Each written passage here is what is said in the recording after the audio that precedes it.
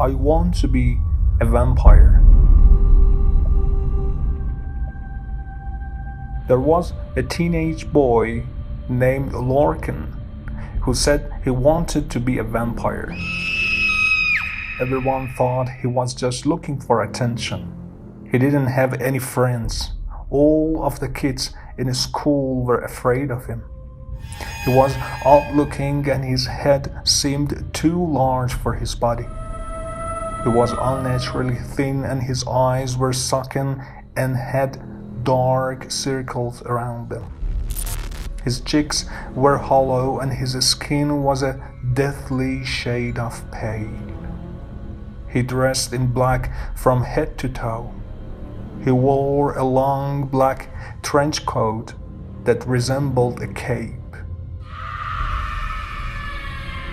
When the other kids were playing sports, Lorcan would be sitting in the corner of the schoolyard, engrossed in one of his books. He collected books about vampires, devil worship, and satanic rituals.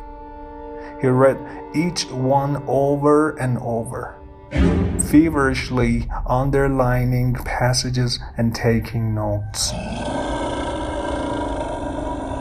There were always strange rumors about him floating around the neighborhood. Some younger children claimed they had seen him murder a dog and drink its blood. Others said he would kidnap cats in the neighborhood and bring them home so that he could perform weird experiments on them. His parents were worried sick about him. His odd behavior unnerved them and they didn't know what to do with him. They brought him to doctors and psychiatrists, but none of it did any good. One night, his mother found some of his books. When she realized they were about Satanism, she was horrified and threw them in the garbage. Lorcan didn't complain or protest, but when his parents went to bed, he crept downstairs and went outside to retrieve his beloved books from the trash. The next day, he made a big hole in the ceiling of his wardrobe. It was his secret passage and it allowed him to crawl up into the attic unnoticed. He kept all his books there, safe from prying eyes. The attic became his secret place. He even constructed a makeshift altar and decorated it with satanic symbols, upside-down crosses, and crude drawings of the devil. One night he broke into the local church and stole a silver chalice and some communion wafers. He brought them home and placed them on his altar. During the day, Lorcan was sleepy and lethargic, but at night he would come alive. While his mother and father were asleep, he would creep around the house barefoot, trying not to make the slightest sound. Sometimes he would creep soundlessly into their bedroom and stand over them, watching their peaceful slumber. One day the teacher gave everyone in the class an assignment. They had to write an essay entitled "When I Grow Up." The teacher asked if anyone wanted to read their essay out loud to the class, and Lorcan raised his hand. He stood in front of the blackboard, holding a crumpled piece of paper, and cleared his throat. "When I grow up," he began, "I want to be a vampire." The other kids rolled their eyes and giggled. Lorcan was so excited the paper was shaking in his hands. "I want to sleep in a coffin," he continued. "I want to surround myself with death. I want to dedicate myself to evil and get revenge on all my enemies. I will surrender my soul to Satan and accept him as my Lord and Savior." "That's enough, Lorcan," the teacher interrupted. Lorcan ignored her, and his voice grew louder. None of his classmates were giggling now. "I want to drink the blood of little boys and girls and feel it coursing through my veins. I want to sink my teeth into the soft flesh of my victims and feel their hot blood trickling down my throat." "Stop it, Lorcan," the teacher cried. "Sit down. I want to rip them open, pull out their inside and feast on their entrails. I want to destroy every living thing. I want to burn the world. I want to kill everyone who made fun of me." The teacher lunged at him, snatching the paper out of his hands.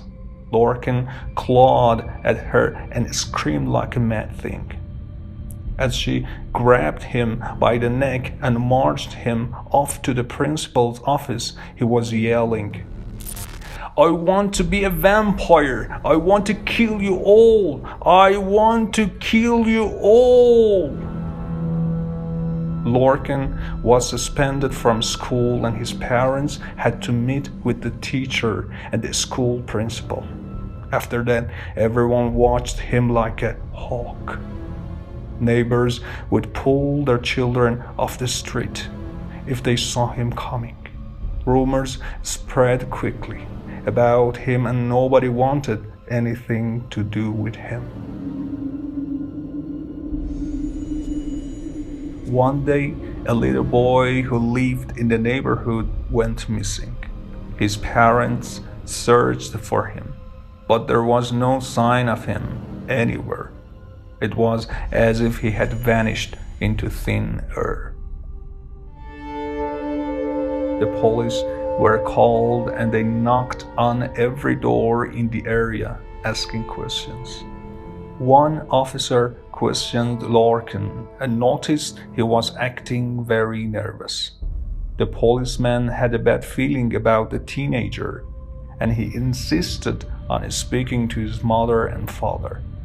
Lorcan's parents let the policeman in and agreed to let him search the house. Lorcan grew even more nervous. The police officer searched Lorcan's room, but didn't find anything suspicious. Then he opened the wardrobe and noticed a hole in the ceiling. When he poked his head up through the hole and peered into the attic, his eyes were greeted by a horrifying sight.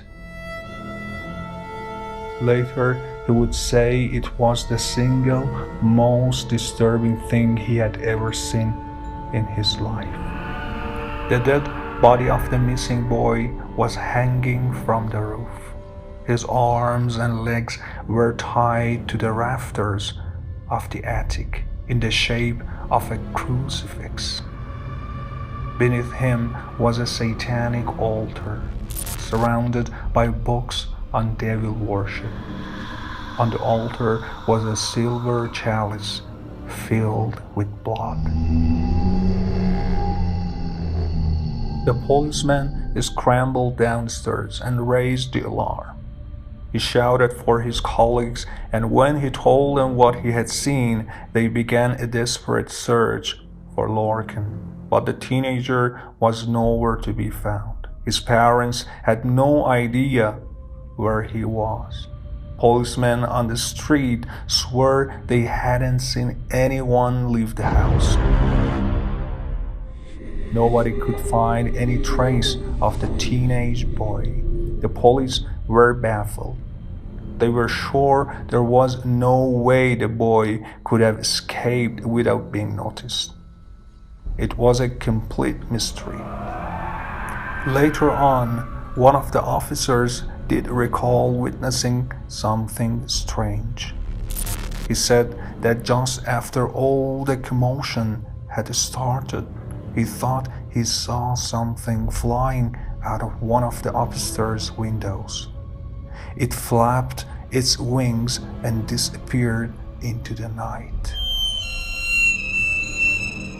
He thought his eyes were playing tricks on him, but he could have sworn it was a large black bat.